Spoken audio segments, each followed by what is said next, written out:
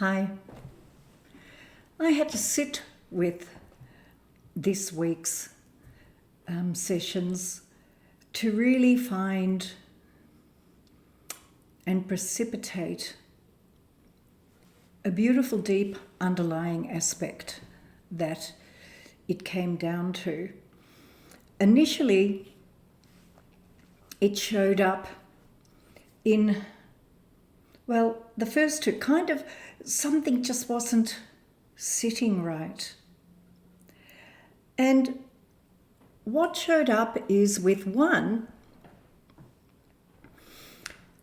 being a practitioner and having a break from that for a while being in Melbourne, there was a sense of something wasn't sitting right. And it was beautiful because some of you that are practitioners, you know that when you're with others and you have this space of openness for what may show that shifts and moves and allows the seeing of the self, there is so much love in that space, so much openness in that space to bring through that which is. And not having practiced, there was this missing of that love, because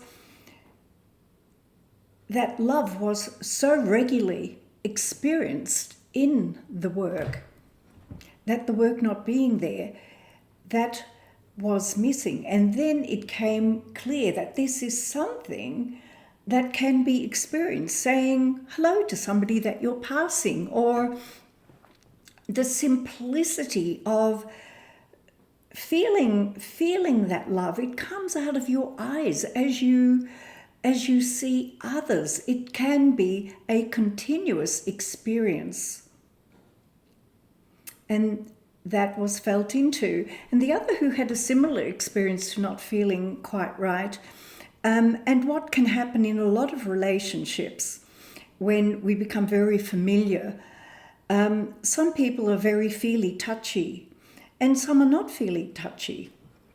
And then something ends up missing. And in that missing, it's the simplicity of touching the shoulder as you pass them by, or that simplicity of, just touching the waist, touching the shoulder, just this making contact with that sense of, I'm recognizing you, or that sense of affection that people feel when they're touched.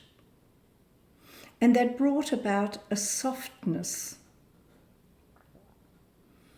And again, it's that element of love and that softness that was that deep sense of relaxation and feeling self. Love had a lot to do with the sessions this week.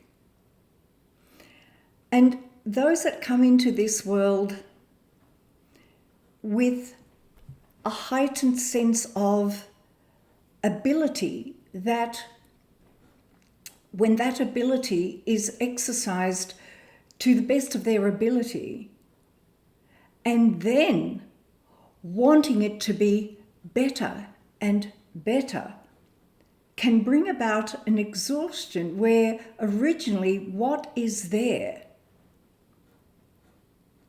is more than sufficient.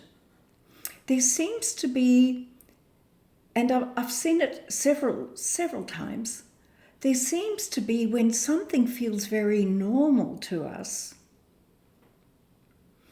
we tend to negate it rather than see it as, yes, that's effortless and normal for me, because over time it became a norm. It didn't happen overnight, but this process of being self eventually turns into a process that has an effortlessness. and it can become unrecognized. And then to put more pressure on yourself and more pressure on yourself and more pressure on yourself because you feel it isn't enough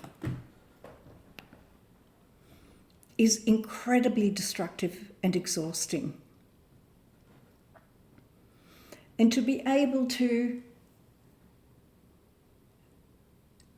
see that normality and the relaxation of it, paradoxically, you're freed up and you can even do more of it and enjoy that process. In one being where this sense of more and more and the exhaustion of it to the point that it can be debilitating when it's already extraordinary. And I don't use that word lightly in this case. And when things fell into place and it was seen, something beautiful dropped in. And it is a preferred state that we can be in. So if we have the left and right brain communicating, finding the cohesion, it's still duality, left and right brain. They have their function. But when something is coordinated and seen, what showed up here was a third element arrives, like an overviewer to all that has been gathered and seen, and then to go to this higher mental state, higher spiritual state, this third aspect of brain that can perfectly see what sits well going forward in the situation. It's an incredibly powerful way of operating in the world on all levels with everything, to have this third aspect and to have that as a continuous aspect of self, because that space is filled with what is best for all, what is best for the situation. It's this beautiful, loving overview. And you can literally live from that place. And one of the beings that I saw literally was in that space, and I was so blessed to have this be shared with me. It was a friend over many, many decades as part of the community that was visited, because it was seen that maybe he was at the end of his life, and the desire to be there and share the many memories over the decades that were really precious, and to speak so intimately with someone at that stage, with those glorious reflections. And then to see that, or to the desire to then just read to them something that was very precious. And it was a long reading. And there was a magic and an intimacy in that space. And interestingly, the nurses had to come in to move, to do whatever it was, so they went out the room. And then the relatives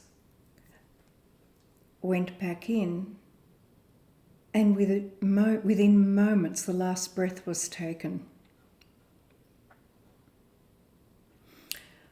The immense beauty and richness of having that experience, birth and death, are just such extraordinary experiences that stay and alter the way you see the world for days, if not permanently in one way or another, where we see with this third aspect, it's not a logic. Very often, it's the illogical that has the most value. So very often when it's in that duality aspect and that overview isn't there, aspects turn up like, do they see who I am? Do they appreciate who I am? And it's exhausting. Because when one is seen from that other aspect, it's not relevant, because you see who you are and what is best in what you've been able to gather so far, that you can then interact with, share, or whatever it is. It can be cooking a meal that comes through.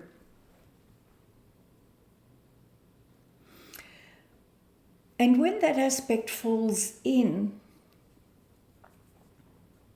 there's a sense of normality. No matter how extraordinary it is, to you, it is that normality. People who can cook like that, I'm in awe of how do they just do that?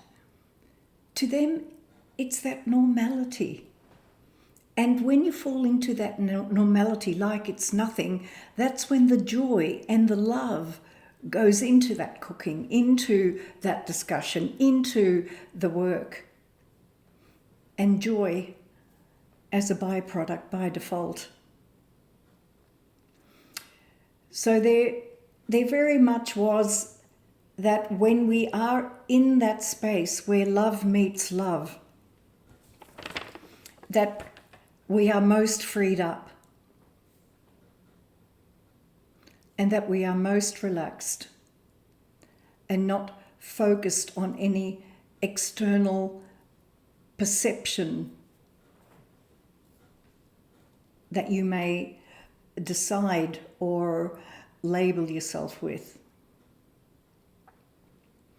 So the cards that were pulled were very apt, actually. Openness. Openness creates an allowance of the self to be without judgment. Somebody who's brilliant at cooking doesn't go, I'm brilliant at cooking. It's so normal to them, they're in the love and joy of it.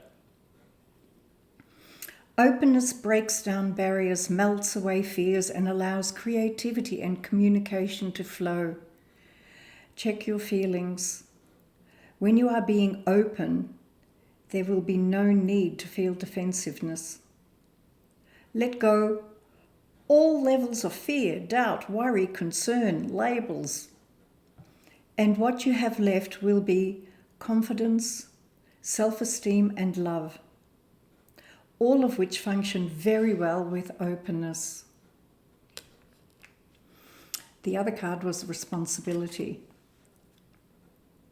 The accountability, be accountable to yourself. The onus is on you for who you are and what you have created. Others are responsible for themselves. Do not try to take away their journey by assuming responsibility for them. You need never be a victim when you know that you have choices in every moment and you take responsibility for them. That sense of what is normal for you is the gift to others. And the versions of that are endless. Yeah? There is no comparison there. That normality that is effortless is the gift.